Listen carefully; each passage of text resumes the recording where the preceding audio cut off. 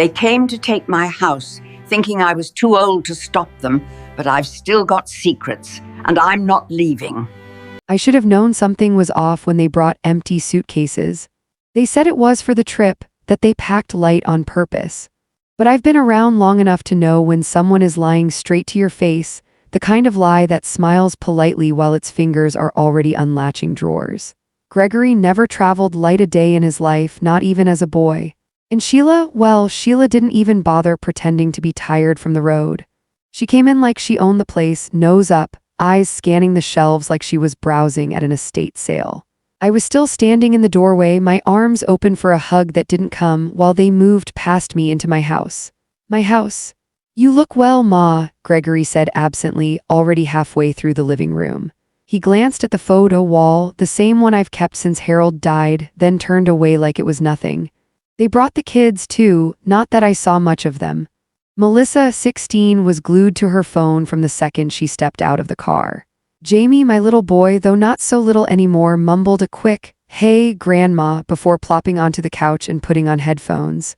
Not even a kiss on the cheek. I'd spent the whole morning baking the lemon pound cake with the glaze Gregory always liked as a child. Deviled eggs for Sheila, she fancied herself on a diet but could never resist them. And a big pot of beef stew simmered on the stove. Real food, food with history, with love, but they weren't hungry. We grabbed something on the way, Sheila said, flipping through the mail I'd left on the console table. Just a salad, really. Nothing heavy?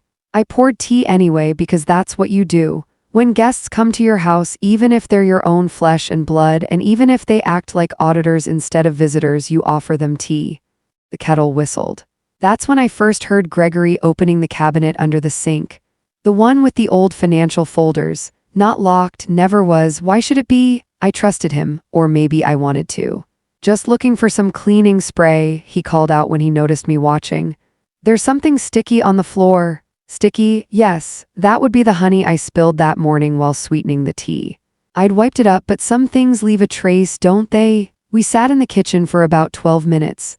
I timed it with the old wall clock Harold bought for our 25th anniversary. Gregory asked how I'd been. Sheila asked if I was still taking all those pills. I answered politely, careful not to show the flicker in my chest. I told them I felt fine, that the garden was still good for my knees, and that I'd renewed my license last month. They smiled like that was quaint. Then Sheila cleared her throat and said, "So, Ma, we've been thinking, maybe it's time to start planning a little transition." Transition? I repeated as if I didn't understand. I understood perfectly. A retirement community, she said. It's not what it used to be. The one we toured last week has a pool, an art studio, even gardening spaces. You toured one? I asked. She blinked, then smiled. Just for future options? Gregory looked down at his cup. It's about safety, Ma. You're here all alone. God forbid something happens. I looked around my kitchen, the same one I've stood in for 42 years. The clock ticked.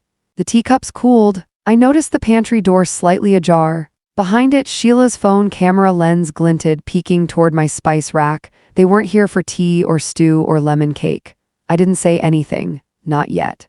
I just folded my hands on the table and nodded slowly. Tell me more, I said, about this place with the pool. Sheila brightened as if she'd won a small victory. She went on about the walking trails, the yoga classes, the resident socials. She talked about safety features, emergency call systems, staff trained to notice when someone didn't get out of bed. Gregory chimed in now and then, nodding like a man confirming a purchase he had already made in his mind. I let them speak. I poured another cup of tea for myself, letting the warmth seep into my fingers. I looked at the window, watched the sun slide across the hardwood floors. The smell of lemon from the cake lingered, mixing with the earthy scent of rosemary from my small indoor herb garden. This was home, my home. And no one was leaving without acknowledging that. Melissa scrolled through her phone without lifting her head. Jamie had headphones on, yet I could sense the tension radiating from his small frame. The room felt tight despite the sunlight spilling across the counters. Their presence was heavy, measured. They were assessing, cataloging, evaluating. I knew because I had done this dance before, long ago, watching parents who had loved me weigh each word, each gesture for some hidden meaning. Ma, it's really for your own good, Gregory said again, his voice softer now, almost persuasive. Safety, yes, I replied. Comfort, yes, but convenience, that's yours, not mine. Sheila frowned but didn't reply immediately. She chewed her bottom lip, a tell she couldn't hide even if she wanted. We just want you to be happy, Ma. I smiled faintly, letting it appear casual. I am happy, I said. I've been happy here for decades. I tend my garden, bake my cakes, pour my tea, and remember Harold. My gaze shifted to the photo wall. Do you remember him? Gregory hesitated. Sheila looked at the wall, a flicker of something unreadable crossing her features. Of course, she said eventually. Then you know, I continued, this kitchen, this home, these smells and corners and cupboards, they are mine. They are filled with memories you can't buy. You can visit, yes. You can admire, yes. But they aren't yours to move, change, or decide upon. Silence followed. They were weighing words now, perhaps realizing that the tea I poured was more than hospitality. It was patience. It was calm. It was observation. I sipped. The sugar dissolved slowly and I let it. Sheila finally said, we thought it might be easier if we started gently. I set my cup down. Gently, I repeated, my voice even. There's nothing gentle about taking a life lived seriously and filing it into someone else's schedule. You can visit, you can help, but you cannot decide my days, not my meals, not my mornings. Not my evenings. Gregory looked down at his hands. We didn't mean to upset you. No, I said softly, you meant to move in. Melissa snorted quietly at something on her phone. Jamie rolled his eyes. I ignored them. I'd learned a long time ago that indifference is a power of its own. I rose from my chair. The afternoon sun had shifted, slanting over the counter edges and painting the kitchen in golden light. I walked slowly, deliberately, past the table and toward the pantry. I opened it fully as if to check the shelves. They followed my movement with their eyes. I didn't need to speak. My stance, my calm, my refusal to be flustered, it said more than any argument ever could. Tell me, I said finally, turning to them, about the next visit, the next option. Let's discuss it openly, honestly. Without pretending this is just about tea or a salad. What do you really want? Sheila opened her mouth.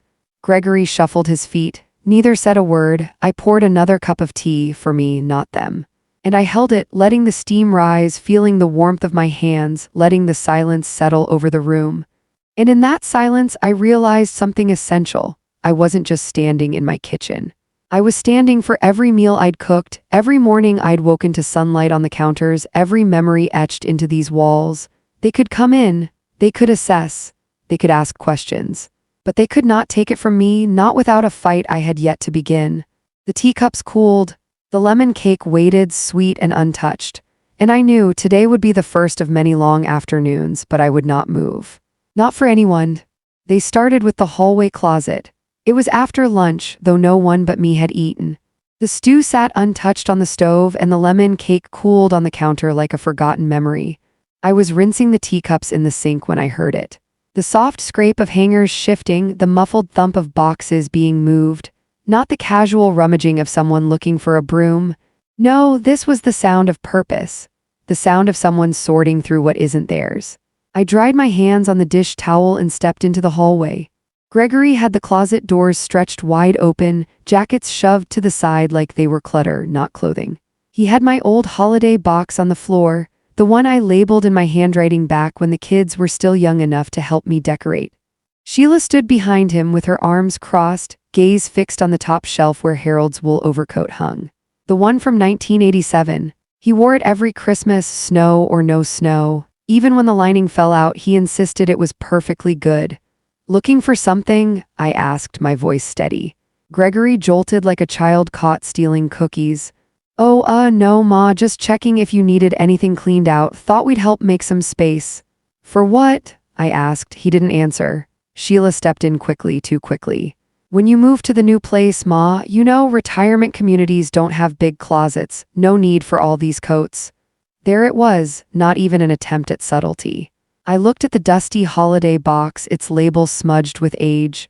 And I understood they weren't organizing. They were itemizing, calculating, deciding what was worth keeping and what wasn't.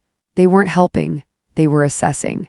I didn't argue. I simply reached out and closed the closet doors slowly and deliberately, like lowering the curtain on a show I didn't ask for. Later, it was the bookshelves. I've never been a hoarder despite what they seemed to think. Every book on those shelves held a story beyond the pages. Harold's old stamp albums, my recipe books with handwritten notes and little grease stains from decades of meals, photo albums with edges softened from being flipped through by hands that are now gone. Sheila stood there pulling out my cookbooks one by one and flipping through them like they were coupons she might or might not keep. "These could be digitized," she said. "For who?" I asked. "Well," she tried to keep her tone light, "you know. Just to preserve them, in case the originals get, misplaced during the move." The move. Always said as if it were already scheduled, already signed, already done. I sat in my favorite chair by the window, the cushion warm from the afternoon sun. The same window where Harold and I once watched summer storms roll over the neighborhood like theater curtains of gray. Jamie sprawled on the couch with headphones on, face blank. Melissa sat at the table scrolling through her phone, sighing like the whole world bored her. They were in my home, breathing my air, walking across my floors, and yet they drifted around me like strangers. I had imagined something different. In my mind, this visit would be like the old days. Maybe Melissa would ask about the rose bushes in the garden, or maybe Jamie would want to dig out Gregory's childhood model trains from the attic. Maybe we'd bake something together. Gregory used to love cracking eggs, even if he once cracked an entire dozen onto the floor just to get the hang of it. But the truth is, they weren't curious. They weren't even present. They were here for a mission, not a visit. "Ma," Gregory said that afternoon, settling into the chair across from me like he was about to deliver good news that nobody asked for, "do you still have your will?" I looked at him slowly. "I do, just wondering." He avoided my eyes. "Might be time to update it, you know things change." "Yes," I said, "they do." Sheila jumped in, eager. "It might also be smart to have someone help with finances. Especially with your health, Ma." I raised a brow. "My health? Oh, nothing serious," she said too quickly. "Just sometimes memory gets a little fuzzy, like last time when you forgot we were coming." I hadn't forgotten. I remembered exactly what they'd said. "We'll drop by sometime next week." Sometime could have meant Monday or Saturday or never at all. They always left things vague, gives them room to rewrite the narrative later, but I let her talk.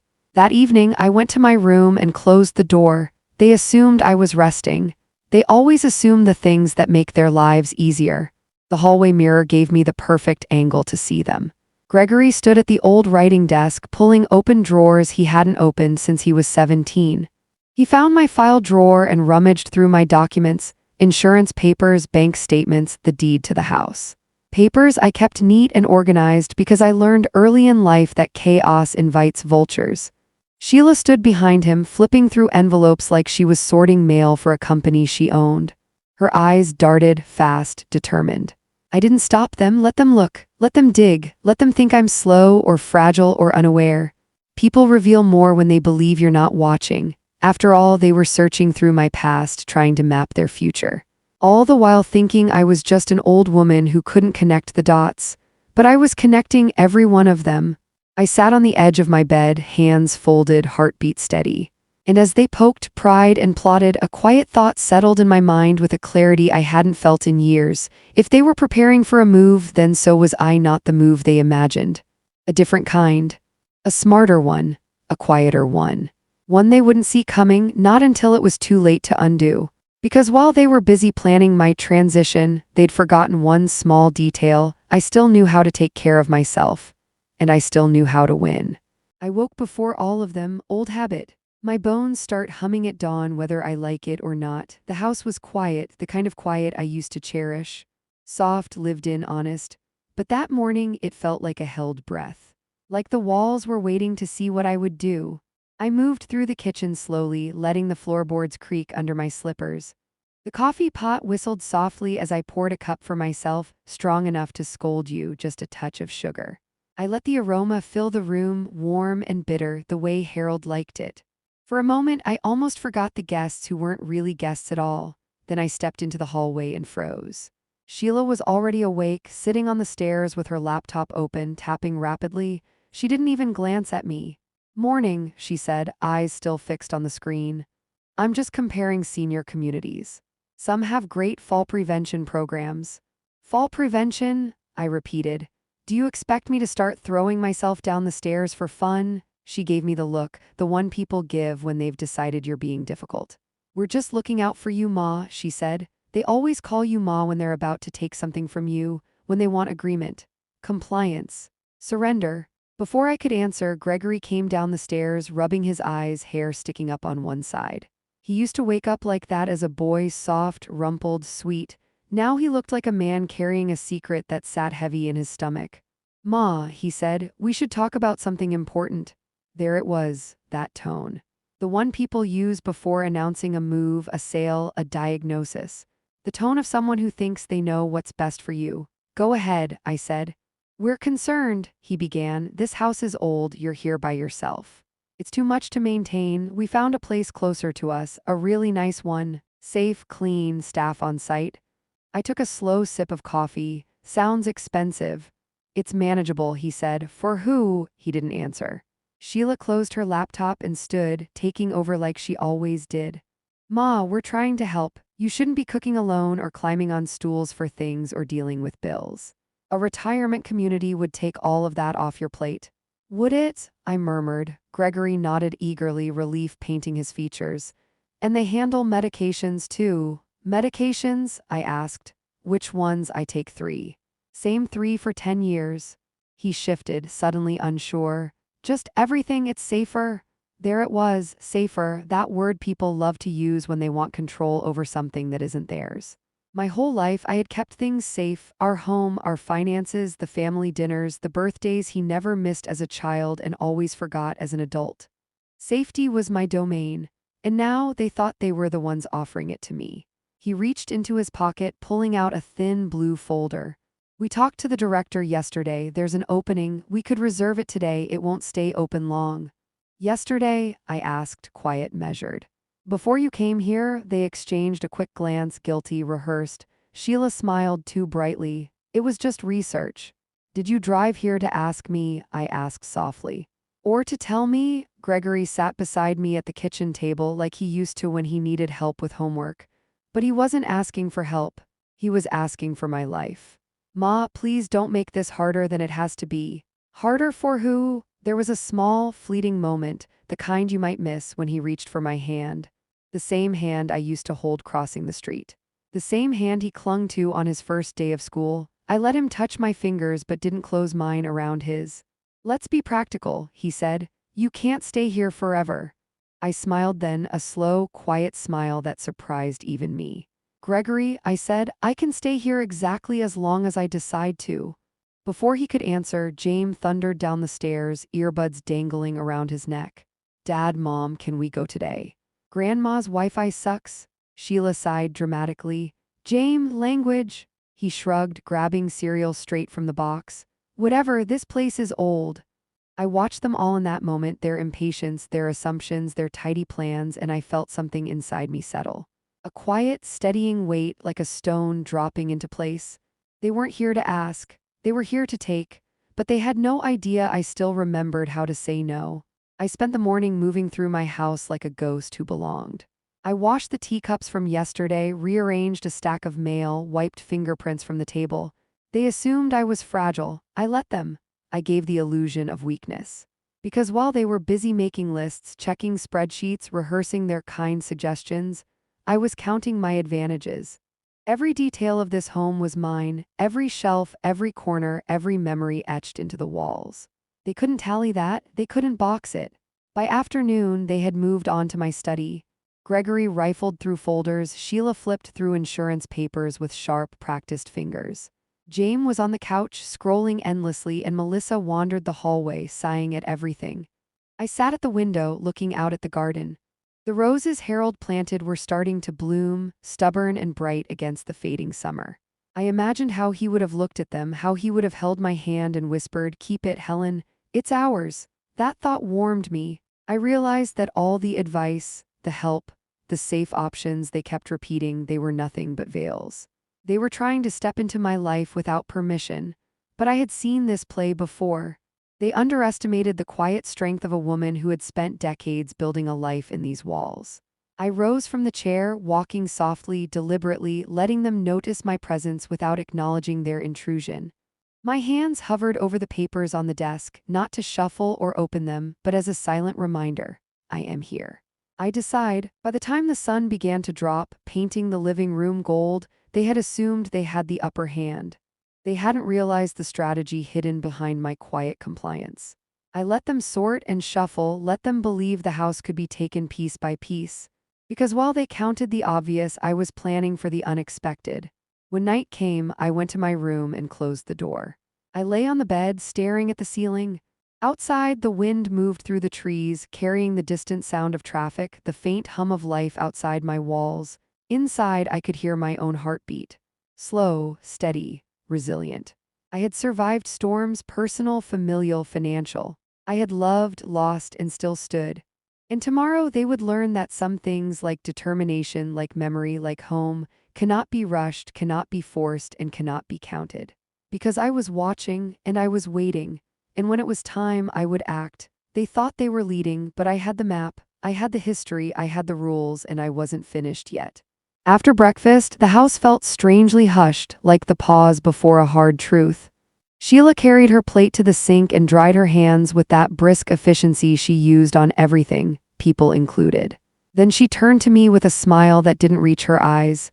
"Do you want help sorting your papers today?" she asked lightly, almost musically, the way someone might offer to fold napkins, harmless, innocent, but I heard it. The subtext, the pressure under the sweetness. She didn't mean recipes, bills, church notes. She meant those papers, the ones that mattered, the ones she thought I couldn't manage anymore, the house deed, Harold's life insurance, my will, and the old power of attorney I'd signed 15 years ago when Gregory had his first health scare and insisted it was just for emergencies. I made a mental note, sharp and clear. That power of attorney would be revoked before the sun set. "Oh, it's all a mess," I said, adjusting my reading glasses with exaggerated slowness. "I wouldn't know where to start." "That's what I'm here for," she said cheerfully, already rising, already assuming control. I guided her toward the guest room instead, far away from anything worth finding. The door creaked in that particular way Harold used to say sounded like the house clearing its throat. Convenient, I thought. I'd hear it later if she wandered. I pulled an old cardboard box from the closet, church newsletters from 2001, birthday cards from people I no longer remembered, a stack of grocery receipts yellowed at the edges. Dusty, useless, safe. Sheila smiled politely, though her eyes tightened, as if the clutter personally offended her. Still, she dug in with the stiff enthusiasm of someone performing a chore to earn a gold star. While she sorted pretend memories, Gregory spent the morning pacing the porch, phone pressed to his ear, voice low but not low enough. "Yes, we'd like to begin the application. Her age is 77, still mobile. Yes, no diagnosed dementia, she's just forgetful." That last word sat in my chest like ice. Forgetful, I remember everything that matters. The smell of rain the day Harold proposed, May 12, 1968. The way Gregory's tiny hand fit around my thumb when he took his first steps, where every dollar is in my accounts, where the emergency cash is hidden under the sugar tin wrapped in a grocery bag. And most of all, I remember raising a son who once wouldn't lie to me, not like this, not with intention. By lunchtime, I'd reached the edge of my patience with subtlety. I put on my coat. "I need to run an errand, medicine," I said. Sheila started to rise. "I can come." "No," I said, not loudly, not harshly, just decisively. "I'll manage." She hesitated. The tension flickered across her face like someone deciding whether to tighten a leash. They didn't want me roaming free, not until they had ink on their papers, not until I'd signed my autonomy away. But my keys were still in my pocket and the car still obeyed me. I didn't go to the pharmacy. I drove to the one place they'd never think to check. My lawyer. Mr. Harrow's office looked exactly as it had 3 decades ago, crooked blinds, walls the color of old oatmeal, a lamp that leaned like it had given up resisting gravity. His receptionist still wore lipstick like armor and smiled only with her teeth. He rose when I entered, warm and respectful. "Mrs. Harrison," he said, "it's been too long." I sat without pleasantries. "I need to revoke a power of attorney and revise my will." He blinked once, not surprised, just assessing. "Understood. I also want to establish a trust, something no one can meddle with." "May I ask what brought this on?" "My son came to visit," I said, with luggage and a pen. He exhaled slowly. The kind of exhale a man gives when he knows exactly what story lies behind the words. We went through every paper with precision. The new will named no individual heirs. Just one irrevocable trust, simple, strong, legally untouchable. It protected everything. The house, the savings, the pension. Harold insisted I keep separate just in case. The executor would be a local accountant I trusted, unrelated, unconnected, uninvested in family drama. As for Gregory and Sheila, I left them nothing. Not because I hated them, not because I wanted to punish them, but because you don't reward children who only show up when there's something to collect. By the time I stepped back into the late afternoon light, the sun had softened, and everything had a strange golden clarity, like the world approving a decision long overdue. Gregory was at the dining table when I returned, papers spread around him like a battlefield. He looked up sharply. "Where were you?" "Out," I said, hanging my coat. "We needed to go over the forms," he insisted. "The director said the opening might not last past tomorrow." "Good," I thought. "Let it close before their schemes opened wider." "Good," I said aloud. "Then you won't waste your time." His brow furrowed.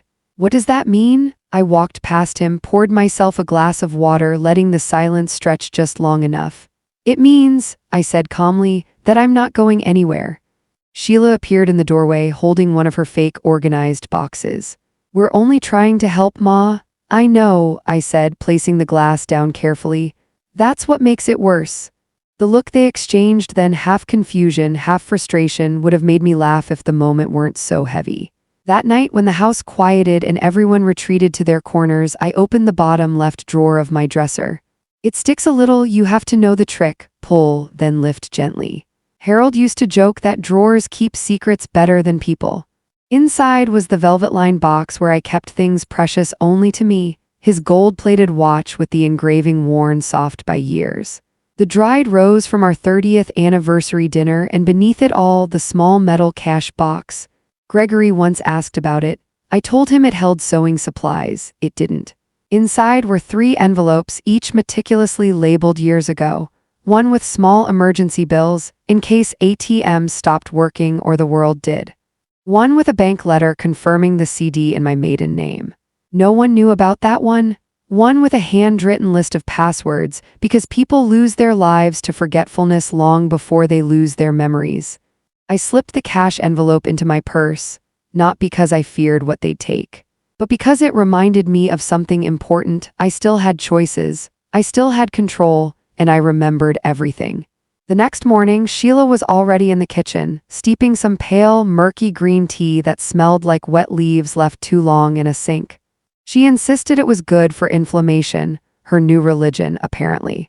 She turned bright, practiced eyes toward me as I entered, but her smile stretched too thin across her face like dough that had been rolled once too many times. "You're up early," she said. "I always am," I replied, reaching for my real coffee, the kind that wakes you up instead of lecturing you. I could feel her watching me over the rim of her cup, waiting, measuring, anticipating her moment. A few minutes later, Gregory came down the stairs, his shirt crisp, collar sharp, hair too carefully combed for a son who was supposedly visiting his mother just because. He had that face on, the subtle tension around the mouth, the practiced calm in the eyes. I recognized it from the day he walked into the bank asking for his first loan, that same mixture of hope and desperation. "Ma," he began, adjusting a stack of papers he wasn't holding just yet. "We thought maybe today we could go over some financial stuff, help you simplify." "Simplify?" I repeated, letting the word hang in the air like a splinter. Sheila was already opening her tablet. "You've got accounts at 2 banks, multiple cards, utilities under your name. It's too much for you to manage alone. We can consolidate everything. Maybe even give you a monthly allowance so you don't have to worry." Allowance. The word landed like a slap wearing silk gloves. "I'm 77, Sheila," I said, "not 17. Her lips parted in a soft gasp, offended but trying to hide it. "Of course, I didn't mean only to make things easier." "For whom?" I asked. And there it was, the glance. The silent conversation between co-conspirators, 2 people sharing a plan they didn't want the subject of the plan to notice. I took a long, slow sip of coffee. "I've handled my money just fine for over 5 decades, I said. "I paid this house off in cash when interest rates were breaking the backs of young families. I raised Gregory through a recession. I took care of Harold through his illness. If it's all too complicated for you to understand, well, that sounds like a you problem." Gregory exhaled sharply. His patience always had a short wick, even as a boy. We're not trying to fight, Ma, he said. We're trying to plan. You always told me you never wanted to be a burden. I smiled at him, the kind of soft, quiet smile that warns more than it welcomes. And I'm not. Not to myself. He walked off without another word, agitation in each step. Sheila lingered, trying to salvage her role as the gentle one. You're being emotional, she said. No, I replied. I'm being clear. Later that morning, I found Melissa hovering in the hallway outside my bedroom. My bedroom door was cracked just enough. She jumped when I called her name, nearly dropping her phone. I was looking for a charger, she said. In the linen closet? I asked. She blinked, a long pause. I thought you kept some up here. You'll find every outlet you need downstairs. She nodded too quickly, retreating like a guilty cat. I closed my bedroom door fully and turned the lock.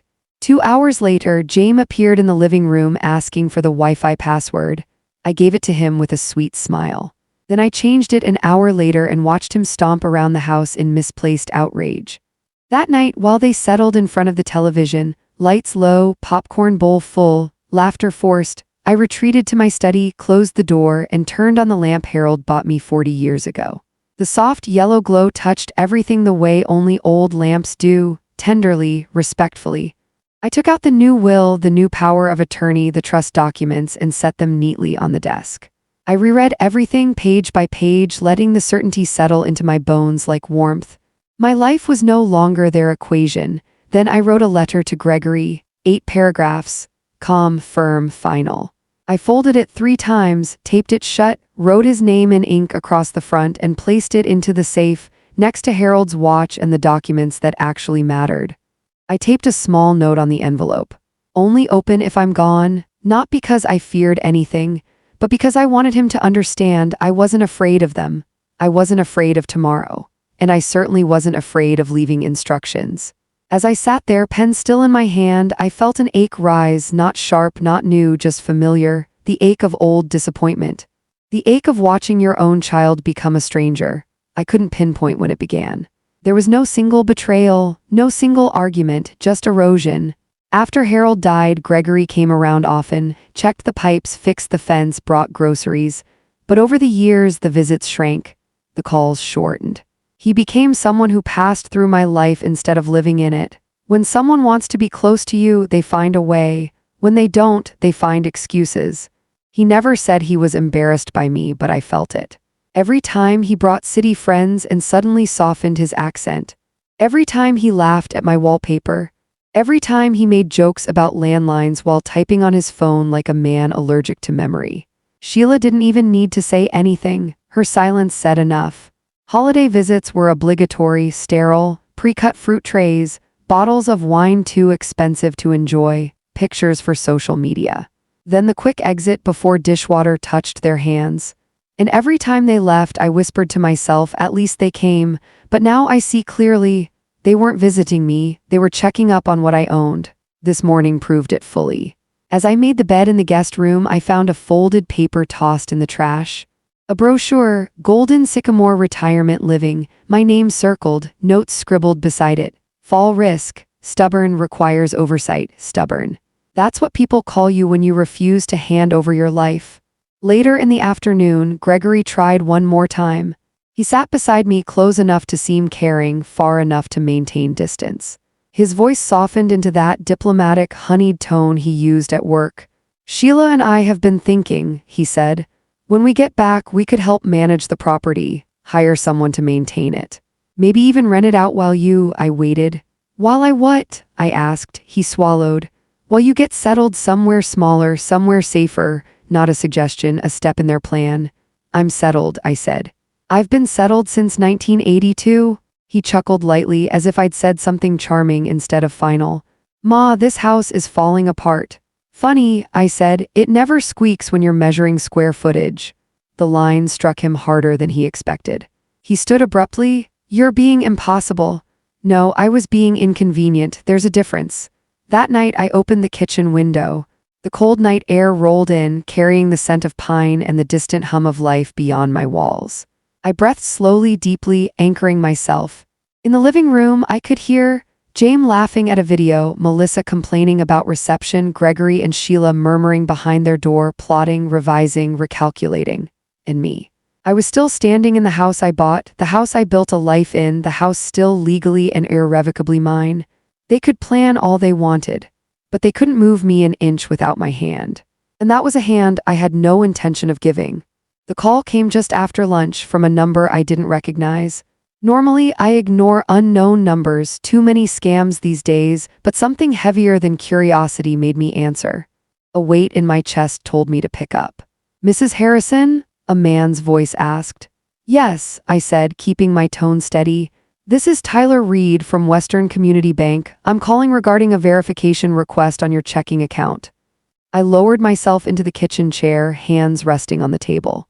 The sunlight hit the worn surface, illuminating small scratches and stains that had survived decades of meals, homework, and letters. I had never noticed how permanent they were, how quietly they marked the life I'd built. "A request?" I asked. "Yes, ma'am. Someone attempted to access recent activity and requested confirmation for upcoming transfers tied to a property management service. Just routine, of course. We always double-check when a third party is listed on the account and the primary holder hasn't called directly." I felt my pulse tighten, not panic, not fear, something firmer, steel. "Who was the third party?" I asked. There was a pause, as if the man was weighing his words carefully. "I'm only permitted to confirm this if you authorize disclosure, ma'am." "I authorize it," I said. "Understood." The name provided was Gregory Harrison. Relation marked as son, with financial power of attorney.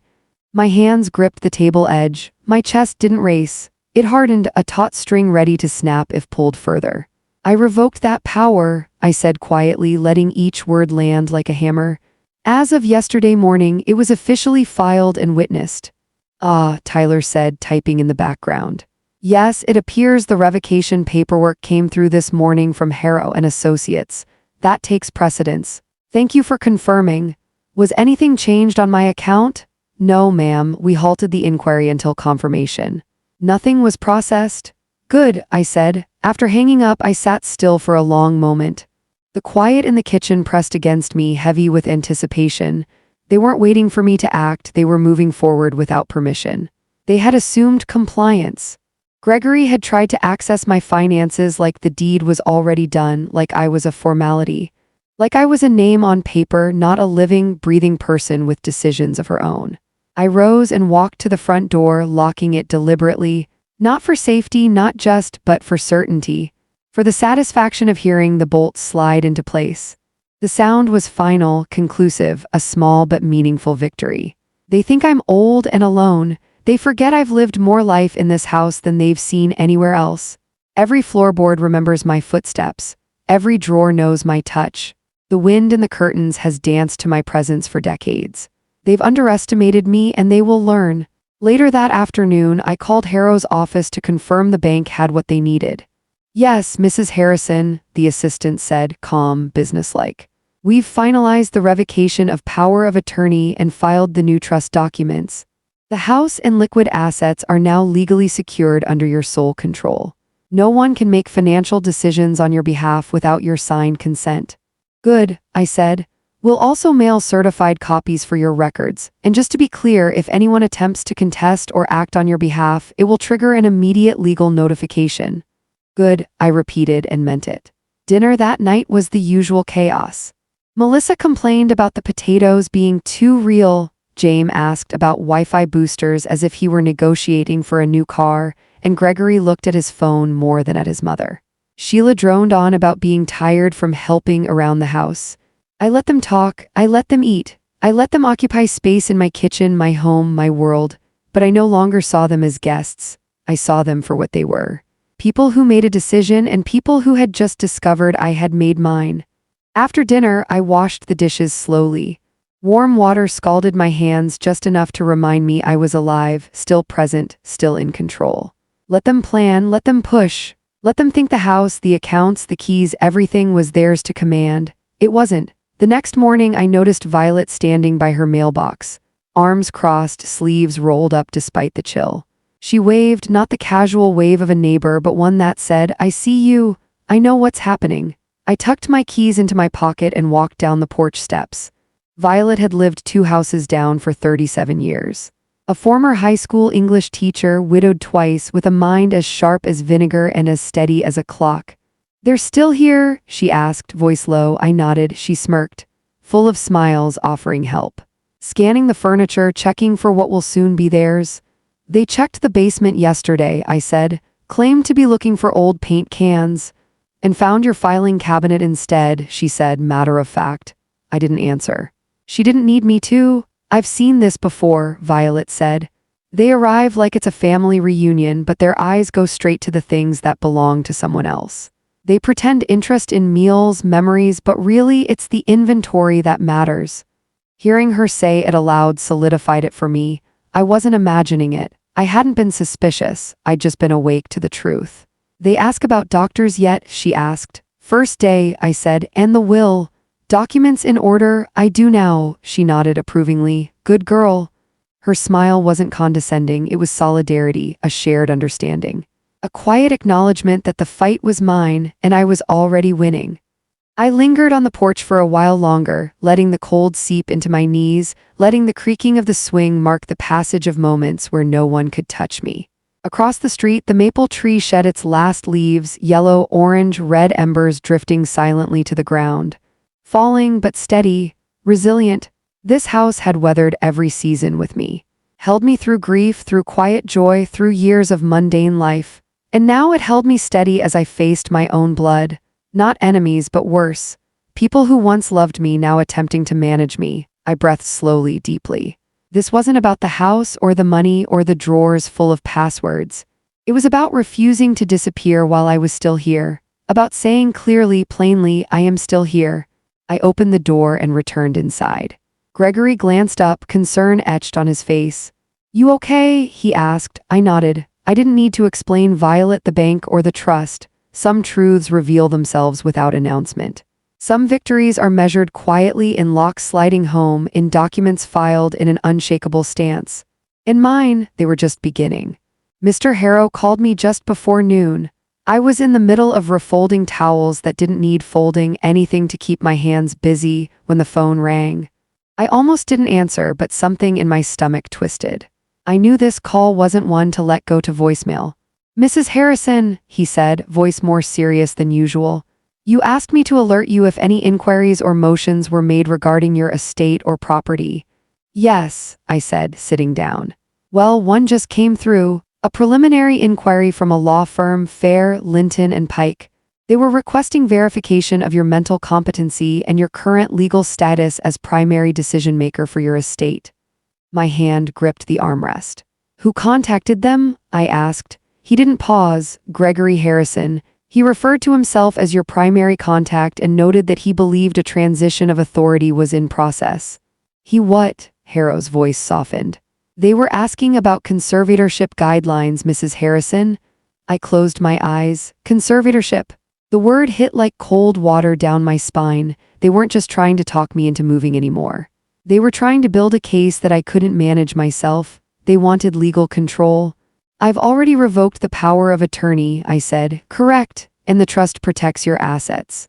But attempting to initiate conservatorship without your knowledge isn't common. They'd need to demonstrate diminished capacity." "They'll have a hard time with that," I said flatly. "I'm sure they will," he replied. "But I'd recommend we prepare a formal letter of objection and perhaps a physician's statement of competence." "Yes," I said, "let's do that. I'll email you the documents today. Thank you." I hung up and let the silence settle like dust.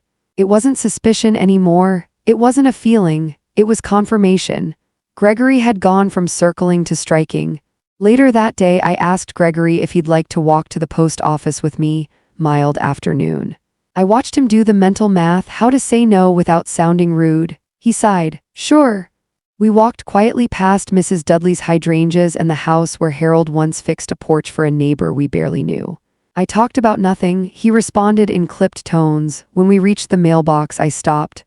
"I spoke with my lawyer today," I said. He tensed. "I know about the inquiry, Linton and Pike conservatorship." He didn't respond at first.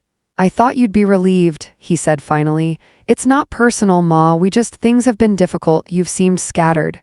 You mean I didn't do what you wanted? It's about safety. No, I said.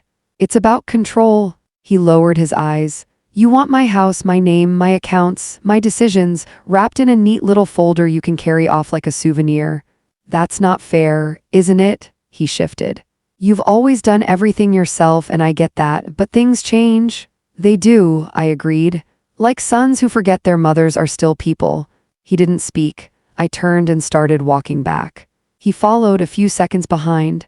That night I wrote everything down: dates, calls, names, the brochure, the inquiry. I wasn't scared. I was documenting. I was building a record. This house had stood through decades of storms, so had I. The confirmation letter came in the afternoon mail. It was tucked between a coupon flyer and a charity appeal addressed not to me but to Gregory Harrison. My address, his name, a quiet insult in a plain envelope. I opened it, my house, my mailbox, my right. It read, "Dear Mr. Harrison, we are pleased to confirm the reservation of a private unit at Willow Hills Assisted Living for your mother, Mrs. May Harrison. The requested room has been held for the dates you specified, with intake scheduled for next Tuesday at 10 a.m. I didn't finish reading. I didn't need to. He'd already booked the room. Not discussed. Not suggested. Booked. They weren't waiting for my yes. They were planning for my absence. I folded the letter, slid it into my cardigan pocket, and walked down the hall. I knocked on the guest room door. Gregory opened it, wearing the expression of a man caught stealing but hoping to explain why it was his right. "I got your mail by mistake," I said, holding up the envelope. He stared at it. "Ma, I was going to tell you, next Tuesday at 10 a.m., I read aloud. "That's efficient." "Ma, tell me this, Gregory. Was I supposed to find out before or after the car arrived to take me away?" He ran a hand through his hair. "It's not like that. How is it?" I asked. "Sheila and I, stop. Sheila and you do not get to decide where I live. You don't get to fill out forms with my name and forget to tell me. You don't get to steal my choices and call it protection." He opened his mouth. I raised a hand. "No more lies." He closed it. I walked away. In the kitchen, James was pouring cereal, headphones still on. "Do you know what your father's trying to do?" I asked. He blinked. "Oh, is this about the internet again?" "No," I said. "This is about a life, mine." He shrugged, uninterested, not cruel, just indifferent. I went to my bedroom, sat at the desk, and wrote a letter to Violet. Told her what happened. Told her I might need her as a witness. Asked for a physician recommendation. Folded it, sealed it, set it by the door. When I came out, Sheila was on the phone. She lowered it when she saw me. "There's still time to reconsider," she said. "We can cancel the reservation, but they need to know by tomorrow." "I won't be the one calling them," I said. "You will. I'm not interested in what you think." Her face slipped only for a moment. The mask cracked. Beneath it, frustration, contempt. "You're making this harder than it needs to be, and you're making it exactly what it is," I replied. "They came to remove me. Instead, I was removing their illusions, piece by piece, calmly, until there was nothing left for them to claim but silence. They waited until after dinner. Maybe they thought I'd be too tired. Maybe they thought a warm meal would soften me. Maybe they thought they still had control. But they misjudged one thing: this wasn't a conversation. This was the reckoning. I was finishing the dishes when Gregory cleared his throat. "Ma, do you have a minute?" I dried my hands, folded the towel, turned around. "We just want to talk," Sheila said. "Then talk," I replied. Gregory stepped forward. His voice was calm, practiced. "We understand that you're upset. The letter, the room, we should have handled it better. You should have asked," I said. "We were going to, you didn't." I stepped closer. "You made a decision. You wrote my name on a contract.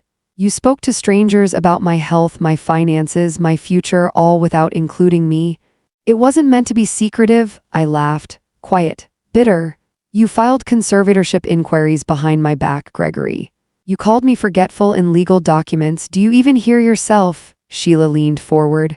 "We weren't trying to steal anything. We were trying to prevent problems before they happen." "What problems?" I asked. Silence. "Well, the house is old. You're alone. What if something happens?" I took another step forward. "Let me explain something. I've lived alone in this house for 16 years. I've survived storms, outages, a broken hip, and 2 winters without central heating. Do you know what I didn't survive?" They said nothing. "Being erased by my own family while still alive." Gregory opened his mouth, closed it. I've redone my will, I said, revoked every authorization with your name on it. Created a trust, contacted legal counsel. All my assets are now protected. Locked, secured, beyond your reach. Ma, Gregory whispered. Don't ma me now, you used that word to manipulate, not to love. Sheila crossed her arms. So what then? You want to stay here until you drop, hope someone finds you in time? I smiled, sharp, cold. That's better than living surrounded by people who see me as a liability instead of a person. For a long moment, no one spoke. Then Sheila stood. Fine, don't expect us to help when things fall apart. You mean like the mess you tried to make of my life? I asked. She flinched. Gregory swallowed. We'll call the retirement place tomorrow. Cancel the reservation? Good, I said. Tell them I said hello. The next morning, I walked into Harrow and Associates with my chin up and papers in hand. Light rain dampened my coat, refreshing, not troubling. Inside, the receptionist stood when she saw me. Mrs. Harrison, Mr. Harrow is expecting you. He greeted me like someone whose presence mattered.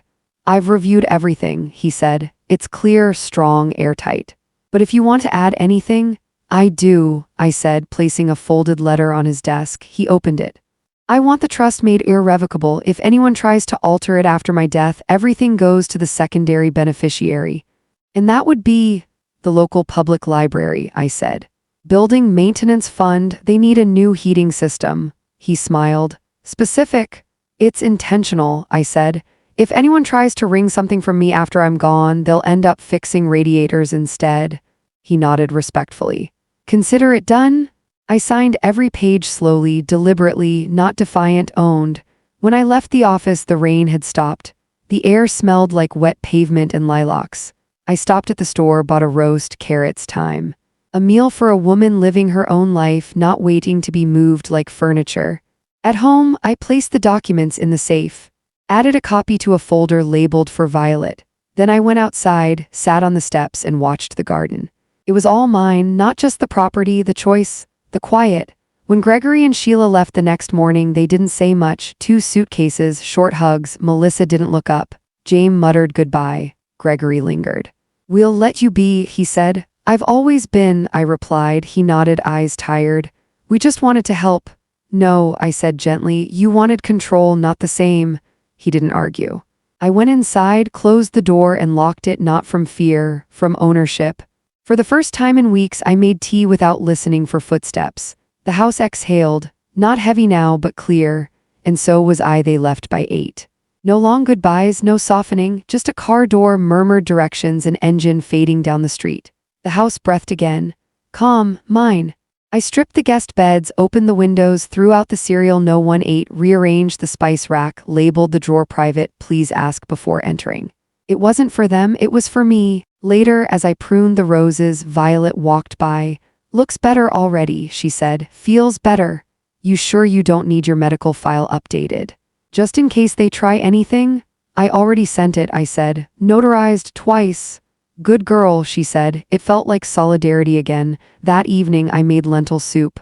Let the silence sit with me like a friend. No one criticized the potatoes. No one asked for Wi-Fi. No one hovered. I remembered everything. After dinner, I sat by the fire with a new book. I didn't rush the pages. Later, I walked the house, each room steady beneath my feet. This was mine, my space, my history, my future. They had tried to write me off because they had stopped seeing me as real. But I was still here, alive, choosing, owning. That night, I slept with the windows cracked. The cold crept in. It reminded me I was alive. Sometimes in the early hours before the light touches the curtains, I listen to the house. It creaks differently now, not strained, resettled, like it knows I chose it again. The mornings are mine. The garden is mine, my breath is mine. I bake bread on Sundays, sort old photos, join a stitching group on Tuesdays. I walk the block wearing Harold's old scarf. Gregory hasn't called, Sheila hasn't either. A postcard came from Melissa. 2 words, hope you're well. I pinned it to the fridge, not because I forgive, not because I forget, because it's mine now too, a remnant. A reshaped thing. I added a note to the safe last week. If you ever come back, come as my son, not as my supervisor. If you can't do that, don't come at all. He may never read it. But it felt right. I've started planting bulbs for spring, daffodils. They will bloom without knowing who planted them, only that the ground was once cold and then warm again. Like me, This house was built to last. So was I, and if you're still reading this, if something in you felt what I felt, then let me tell you something. Woman to woman, stranger to stranger, you're allowed to say no. You're allowed to stay. You don't have to surrender just because someone calls it help. Your life belongs to you even when they look at you like you've already faded. So don't fade. Don't fold. If you've still got breath, use it. If you've still got hands, hold your ground. And if this story sat with you quietly, truly, then leave a word. Let someone know it mattered, not for me, for you.